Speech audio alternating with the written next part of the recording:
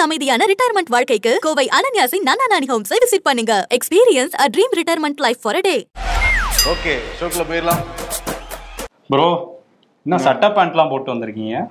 அப்ப நீ என்ன சுடிதார் போட்டிருக்கியா? இல்ல, சுடிதாரும் போடக்கூடாது, சட்டை பேண்ட் போடக்கூடாது, இதெல்லாம் ஐரோப்பிய கலாச்சாரம். என்ன திடீர்னு ஞானோதயம் பிறந்திருக்கு உனக்கு? ஆமா, ஒருத்தர் சொல்லி அனுப்பியிருக்காரு. அப்படியா? யார் அவருன்னு தெரியாதா உங்களுக்கு? இப்பதானே பேசி வச்சுதானே ஆரம்பிச்சோம். சரி, விஷயத்துக்கு வா. யார் அவருன்னா, அவர் வந்து எப்பவுமே ஒரு விஷயத்த பத்தி பேசுவாரு, சனாதனம் அதை பத்தி பேசுவாரு. இப்ப சட்டை பேண்ட்டை பத்தி பேசல, ஆனா வந்து ஐரோப்பிய கலாச்சாரங்கள்லாம் நமக்கு தேவையில்லாதது, அதெல்லாம் நம்ம எடுத்துக்க கூடாதுங்கிற மாதிரி ஒரு விஷயத்த வச்சு பேசியிருக்காரு. கன்னியாகுமரி மாவட்டம் திருவட்டாறுல நடந்த ஒரு வித்யாபீடம் அப்படிங்கிற அந்த இந்து வித்யாபீடத்தோட பட்டமளிப்பு விழால தான் போய் சனாதனத்தை பத்தியும் மதச்சார்பின்மை பத்தியும் நிறைய பேசியிருக்காரு. அப்படியே தொடர்ச்சியா மூச்சு விடாம பேசிட்டே இருந்தாரு. அவர் பேசின மைக்கு கூட பிரிட்டிஷ்காரங்க கண்டுபிடிச்சதுதான் நினைக்கிறேன். அதுல வந்து என்ன சொல்லியிருக்காருன்னா, அவர் ஏற்கனவே இந்த காலனி ஆதிக்கம், பிரிட்டிஷ்காரங்க கொண்டு வந்த விஷயங்கள்லாம் ஒழிக்கணும்னு சொல்லி தீவிரமா பேசுறவர் தான். ஆனா கவர்னர் பதவி அவங்க கொண்டு வந்ததுதான், அதை பத்தி வந்து அவர் பேச மாட்டாரு. அதையும் சேர்த்துதானே அவர் பேசியிருப்பாரு. அப்புறம் ஏன் இருக்காரு அந்த பதவியில? நம்ம அதுல இருந்து ஒரு லீடு எடுத்தோம்ல, சட்டை பேண்ட். அப்ப ஐரோப்பியால இருந்து வந்ததுதான் கவர்னர் பதவி, அதையும் சேர்த்துதான் இருக்குமா? இருக்கணும். மத்ததுக்கெல்லாம் மட்டும் நியாயம் பேசுறாரு, எதுக்கு பேச மாட்டாரா? சரி, அவர் இப்ப என்ன சொல்லியிருக்காருன்னா, இந்த மதச்சார்பின்மை அப்படிங்கறது வந்து நம்ம வெள்ளைக்காரங்க நம்மளை ஆட்சி செஞ்சுட்டு இங்க இருந்து கிளம்பி போனதுக்கு அப்புறம் சில ஏமாற்று வேலைகள் நடந்தது. அதுல முக்கியமானது அந்த மதச்சார்பின்மை. நம்ம அரசியலமைப்பை முதல் முறையா எழுதும் போது அதுல மதச்சார்பின்மை அப்படிங்கிறதே கிடையாது. இப்பதான் வந்து அந்த 25 ஆண்டுகள் நம்ம அரசியலமைப்பை எழுதி 25 ஆண்டுகள் கழிச்சு இந்த எமர்ஜென்சிலாம் கொண்டு வந்தாங்க. அந்த டைம்ல சில சமூகங்களை வந்து திருப்திப்படுத்துறதுக்காக இந்த மதச்சார்பின்மைங்கிறத உள்ள சொருகிக்கிட்டாங்க. இதெல்லாம் ஐரோப்பால இருந்து வந்ததுதான், நமக்கு கிடையாது. அதுவும் ஐரோப்பால இருக்க மதச்சார்பின்மை எப்படின்னா, அங்க உள்ள ஆட்சியாளர்களுக்கும் மதம் சார்ந்தவர்களுக்கும் ஒரு பிரச்சனை வந்தது. அந்த பிரச்சனையில மதச்சார்பின்மையை ஒரு தீர்வா வச்சுக்கிட்டாங்க. அது எப்படி தீர்வுனா, உங்க பக்கம் இருக்கிறதெல்லாம் நீங்க உங்க பங்கா வச்சுக்கோங்க, எங்க பக்கம் இருக்கிறதெல்லாம் நாங்க எங்களுக்கு பங்கா வச்சுக்குவோம், இதோட இந்த பிரச்சனையை முடிச்சுக்கோன்னு அவங்க முடிச்சுக்கிட்டாங்க. நம்ம நாட்டுல அப்படி பண்ண முடியாது, பண்ண ஒத்துக்கவும் மாட்டாங்க. ஸோ வந்து இதெல்லாம் வந்து இந்தியாவுக்கு பொருந்தாது மதச்சார்பின்மைங்கிற மாதிரி பேசிட்டாரு. கடைசியா ஒரு வரியில சொல்றாரு, மதச்சார்பின்மைங்கிறது சமத்துவம் தான் அப்படிங்கிறத சொல்றாரு. ரொம்ப இடிக்குது போல இருக்கு மதச்சார்பின்மை இருக்கிறது. அதை நீங்க கொஞ்சம் அப்படி ஓரமா வச்சுட்டீங்கன்னா நாங்க வாட்டுக்கு ஃப்ரீயா அரசியல் பண்ணிக்கிட்டு இருக்கலாம் அப்படின்னு நினைக்கிறாரு போல இருக்கு. இது வந்து மதச்சார்பின்மை சொல்றாரு. மொகஞ்சாதாரோ சிந்துவெளி சமவெளியில வந்து அந்த இதுவே கிடையாது, மதமே கிடையாது, கடவுள் வழிபாடே கிடையாது. அப்படி பார்த்தா இவர் அந்த காலத்துல எந்த மதம் இருக்குன்னு எப்படி சொல்லுவாருன்னு தெரியல. ஆமா, அதெல்லாம் வந்து சொல்லிக்கிட்டு இருக்காரு. இதுக்கு வந்து காங்கிரஸ் தலைவர்கள் அவங்க எல்லாம் வந்து எதிர்ப்பு தெரிவிச்சிட்டு இருக்காங்க. ஆமா, சிதம்பரம் வேற சொல்லியிருக்காரு. அதாவது டெமோக்ரஸி, அதாவது ஜனநாயகன்றது ஐரோப்பிய மாடல் தான், வாக்களிக்கிறதுன்றது ஐரோப்பிய மாடல் தான், நாடாளுமன்றன்றது ஐரோப்பிய மாடல் தான். அப்ப இது எல்லாத்தையுமே வந்து நம்ம அழிச்சிடலாமா அப்படின்னு கேட்கிறாரு சிதம்பரம். ஆஹா, இவர் ஏதோ ஐடியா எடுத்து கொடுக்குற மாதிரி இருக்கு. ஜனநாயகம் இவங்க ஓகேன்ற போறாங்க, சரி அழிச்சிருவோம்.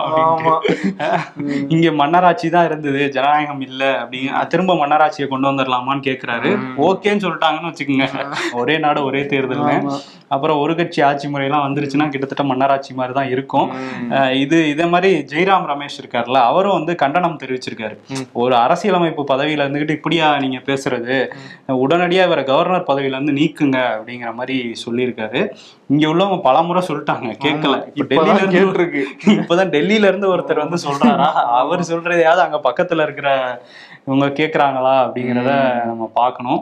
இந்த திருப்பதி பிரச்சனை வந்துச்சுல, லட்டு பிரச்சனை, அதை ஒட்டி இயக்குனர் படத்தை இயக்குற மோகன்ஜி இருக்காருல்ல, படத்தை தான் இயக்குவாரா அவரு? இல்ல, கன்ஃபியூஷன் வந்துடக்கூடாது, அதான் சொல்றேன்.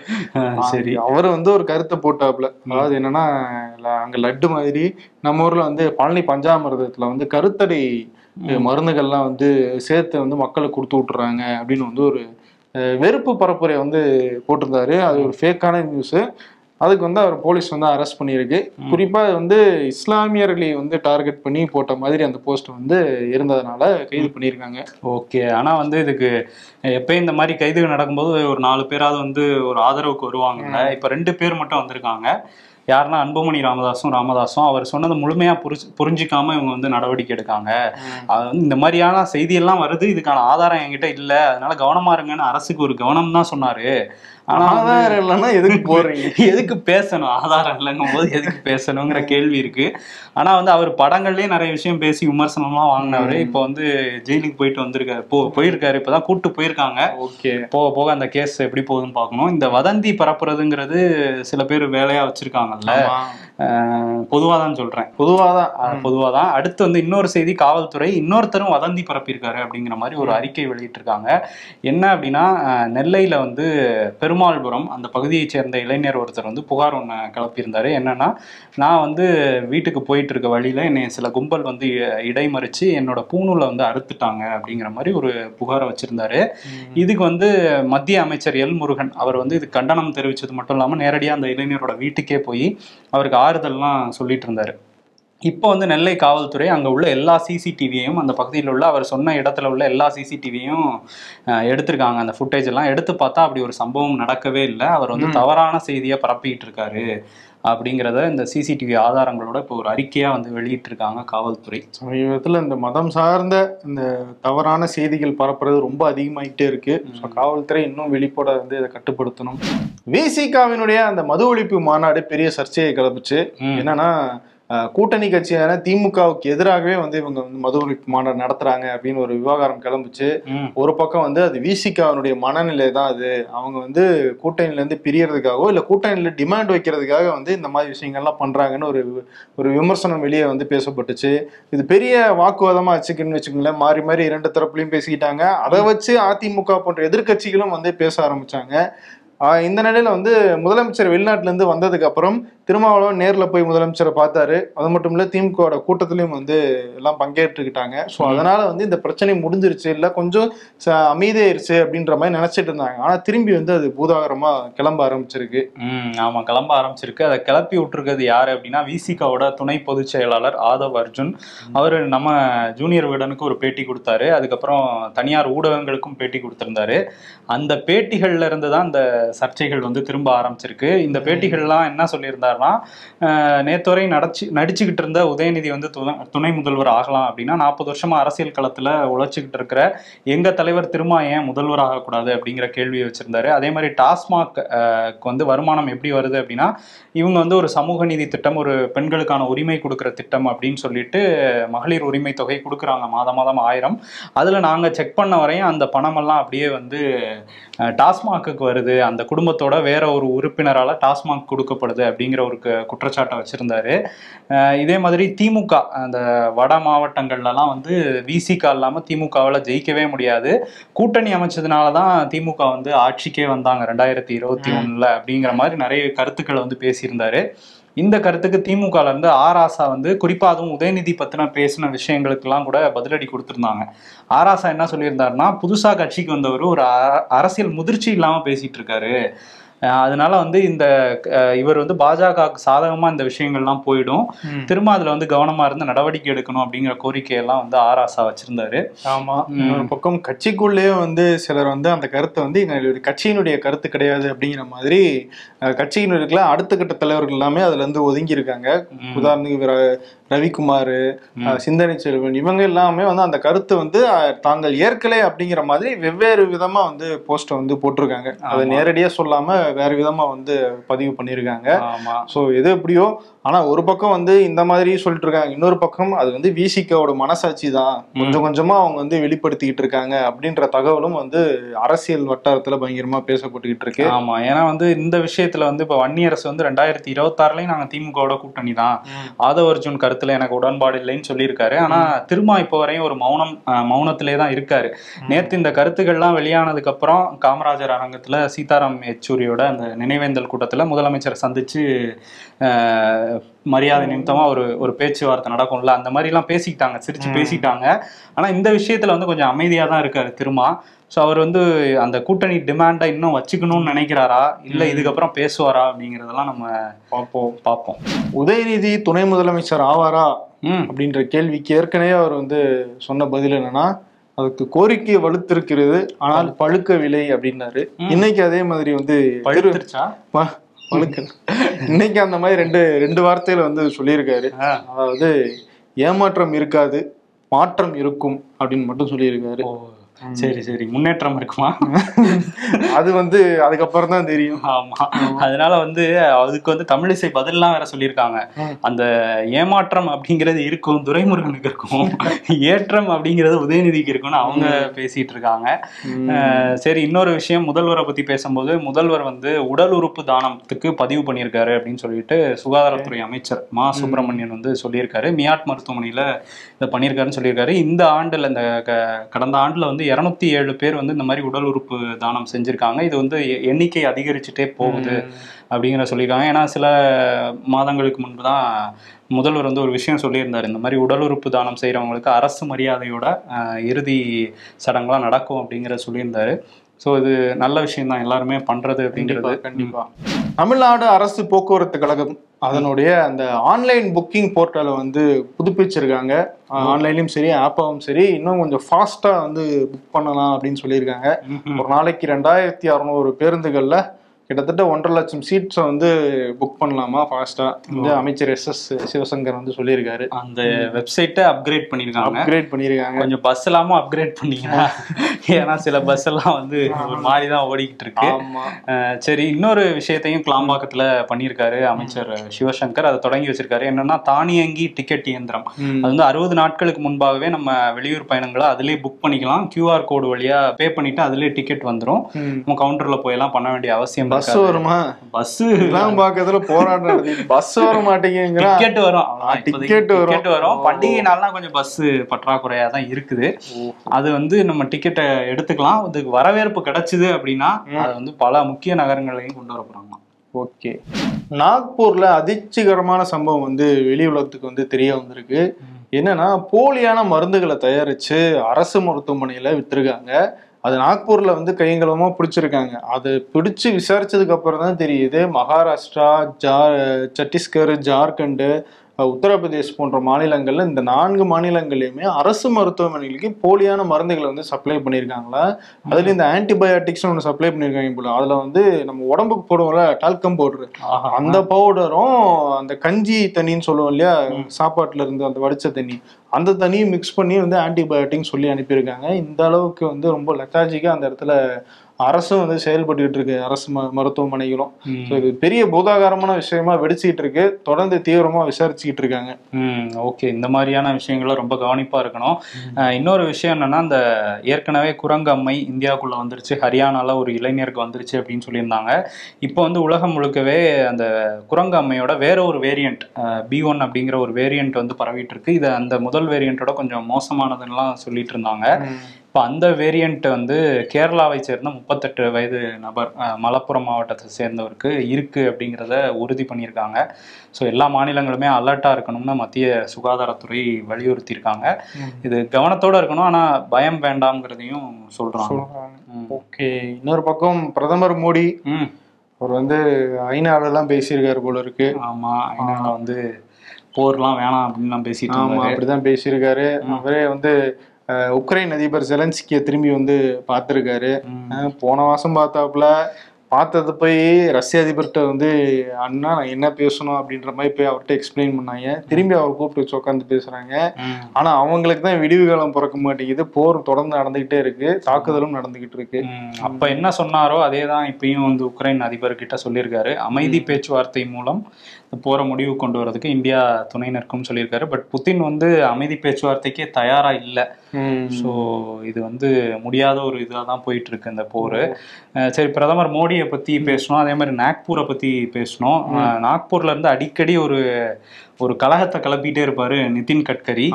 அவர் வந்து இப்ப இன்னொரு விஷயத்தையும் கிளப்பியிருக்காரு. அவர் என்ன சொல்றாரு அப்படின்னா, ஒரு விழால கலந்துகிட்டு இருக்காங்க மகாராஷ்டிரால, அவரும் மத்திய அமைச்சர் ராம்தாஸ் அத்வாலேயும். அதுல வந்து இவர் நிதின் கட்கரி பேசும்போது, நாங்க 4வது முறை NDA ஆட்சி வருதோ இல்லையோ அது டவுட்டு தான், வருமானு தெரியல, ஆனா வந்து எந்த ஆட்சி வந்தாலும் அப்ப ராம்தாஸ் அத்வாலே அமைச்சரா இருப்பாரு அப்படின்னு சொல்லி அவரை கிண்டல் பண்ற மாதிரி அவருக்கு ஒரு ஊசியை ஏத்தி விட்டு போயிருவாரு. பிஜேபிக்கு கிண்டல் பண்றாரா, அத்வாலேவை கிண்டல் பண்ற, ரெண்டு பேருமே பண்ணியிருக்காரு. ஒரே கல்ல ரெண்டு மாங்காங்க மாதிரி நீங்க வருவீங்களான்னு எனக்கு தெரியல, நீங்க பண்றதெல்லாம் பார்த்தாங்கிறது அவங்களுக்கு மோடிக்கும் அமித்ஷாக்கும் சொல்லியிருக்காரு போல. இங்க ராமதாஸ் அத்வாலே நீங்க யார் இருந்தாலும் பொழைச்சிக்குவீங்க, அமைச்சரா இருந்துருவீங்க, எனக்கு அப்படி இல்லை அப்படிங்கிற மாதிரி சொல்லிட்டு இருக்காரு. சரி, ஏன்னா அவர் ராமதாஸ் அத்வாலே பல கட்சிகளோடையும் பயணிச்சிருக்காரு முன்னாடி, அதனால அவர் வந்து சொல்றாரு. நிதின் கட்கரி வழக்கமா வந்து பிஜேபியோடைய தலைமை கூட வந்து அவருக்கு ஒரு மோதல் இருந்துகிட்டே இருக்கும். ஆனா RSS வந்து இவரை வந்து தலைவராக்கணும் அப்படின்ற ஒரு கோரிக்கையை வச்சதாகவும், ஆனா மோடியும் அமித்ஷாவும் அதுக்கு எதிராக இருக்கிறதாவும் சொல்லுவாங்க. இந்த மாதிரி ஸ்டேட்மெண்ட்லாம் வந்து கொடுக்கும் போது அது உண்மைதான் இருக்குமோ அப்படின்னு நமக்கும் தோணுது. இருக்குமோ? இருக்கும். திருப்பதி லட்டு விவகாரம் தொடர்பா சுப்பிரமணியன் சாமி வந்து ஒரு வழக்கு தொடர்ந்திருக்காரு. நீதிமன்றத்தினுடைய மேற்பார்வையில ஒரு தனி குழு அமைச்சு இந்த விவகாரத்துல என்ன நடந்துச்சு அப்படிங்கறத விசாரிக்கணும்னு சொல்லி அதை வந்து மனு போட்டிருக்காரு. ஓகே. அதே மாதிரி வந்து இந்த திருப்பதி லட்டு இந்த மாதிரி சம்பவம் நடந்துட்டதுனால நான் 11 நாள் வந்து தவம்லாம் பண்ணி யாகம்லாம் பண்ண போறேன்னு பவன் கல்யாண் சொல்லியிருந்தாரு. இப்ப தெலுங்கானால இருந்து ஒரு புகார் வந்திருக்கு. தெலுங்கானால கம்மம் பகுதியில பத்மா அப்படிங்கிற பக்தர் வந்து செப்டம்பர் 19ஆம் தேதி லட்டு வாங்கிட்டு போயிருக்காங்க. அது வந்து உறவினர்களுக்கு எல்லாம் கொடுத்துருக்காங்க. அதுல ஒரு லட்டை உடைச்சு சாப்பிடும் போது உள்ள வந்து குட்கா பாக்கெட் ஒண்ணு இருந்திருக்கு. அதுல குட்கா துகள்களும் இருந்திருக்கு. ஸோ எப்படி குட்கா போச்சு அப்படிங்கறத அவங்க வீடியோவா வெளியிட அது மிகப்பெரிய வைரலா மாறி இருக்கு. இதுக்கடையில வந்து பவன் கல்யாண் பிரகாஷ் ராஜோட சண்டை போட்டுக்கிட்டு இருக்காரு. இப்ப என்ன புதுசா ஒண்ணு உருவாயிருக்குன்னா, அந்த நடிகர் கார்த்தி தமிழ்நாட்டுல இருந்து இந்த மெய்யழகன் பட ப்ரமோஷனுக்காக அங்க தெலுங்கு ஸ்டேட்ஸுக்கு போயிட்டு அங்க லட்டு பத்தி கேட்டாங்க. அது சென்சிட்டிவான விஷயம், நான் பேச விரும்பலன்னு சொல்லியிருந்தாரு. நேத்து கூட அதுக்கு வந்து பவன் கல்யாண் சொல்லியிருக்காரு, நேத்து கூட ஒரு ஃபங்க்ஷன்ல பேசுறாங்க, இந்த மாதிரி சென்சிட்டிவான விஷயம், நான் அவரை நடிகரா நான் மதிக்கிறேன், ஆனா இதெல்லாம் உங்களுக்கு ஜோக்கா தெரியுதா அப்படின்னு வந்து அவர் கேள்வி கேட்க இவர் வந்து மன்னிப்பெல்லாம் கேட்டிருக்காரு. ஐயோ நீங்க தப்பா புரிஞ்சுக்கிட்டீங்க, அப்படிலாம் கிடையாது, நான் லார்ட் வெங்கடேஸ்வராவோட தீவிர பக்தர், அதனால நான் வந்து எந்த இதுலயும் பேசல, மன்னிச்சுக்குங்கன்னு கேட்டது இங்க தமிழ்நாட்டுல இப்ப பெரிய பிரச்சனையா மாறி இருக்கு. நீங்க தப்பு எதுவுமே பண்ணல, கருத்து சொல்ல முடியாதுன்னு சொல்லிட்டு இப்ப எதுக்கு அவர் வந்து அரசியல் ஆக்கிட்டு இருக்காரு இந்த விஷயத்த, நீங்க எதுக்கு மன்னிப்பு கேக்குறீங்க அப்படிங்கிற மாதிரியும் பிரச்சனையா போயிட்டு ப்ரமோஷனுக்கு போனது ஒரு குத்தமா அப்படின்னு ஆயிப்போச்சு.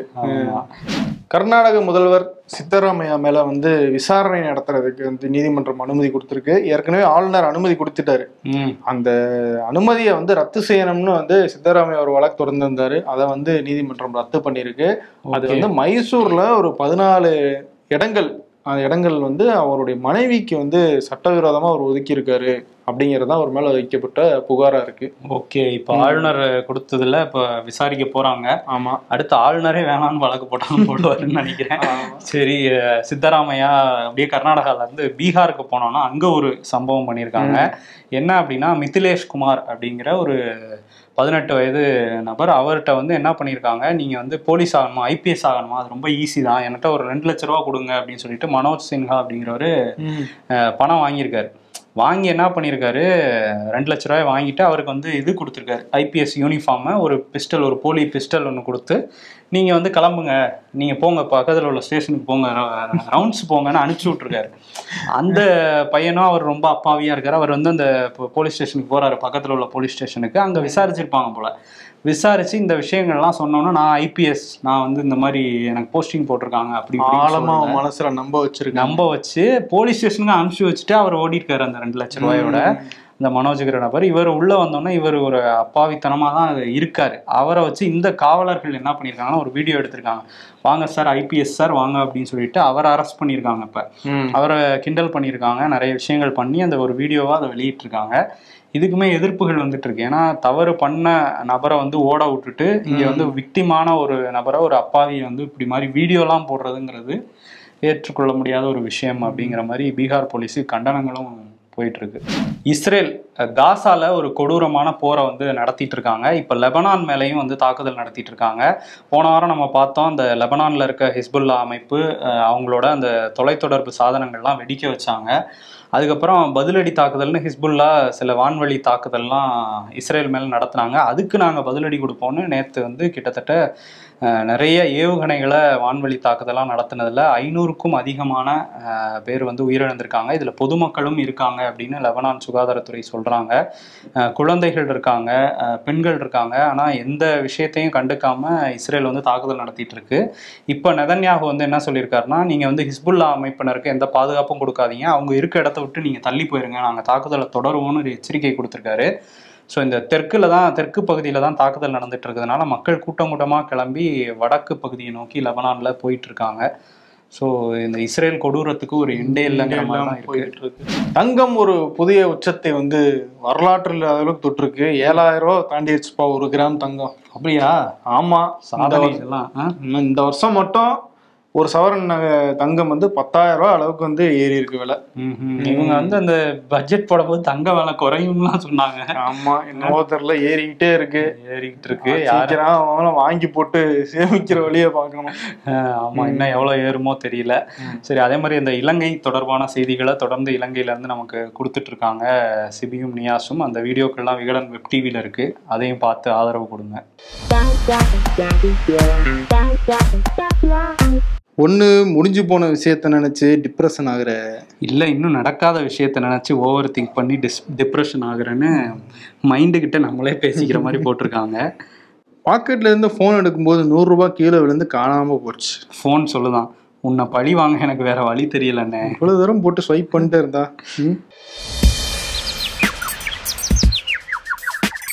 திருப்பதி லட்டுக்குள் குட்கா பாக்கெட். பவன் கல்யாண், என்னோட விரதம் நீண்டுகிட்டே போகுமோன்னு பயமா இருக்குது தாசன். மழை தூறல் விழுந்தவுடன் கவிதை எழுத நினைக்கிறவன் மனுஷன். காயப்போட்ட துணிகளை எடுக்க ஓடுறவன் பெரிய மனுஷன். பெரிய மனுஷன்பா. அரசியல்ல இதெல்லாம் சாதாரணமாப்பா. வருணே, அவார்டு கொடுத்துருமா? கொடுக்கணும். அவார்டுங்கிறது ஐரோப்பிய.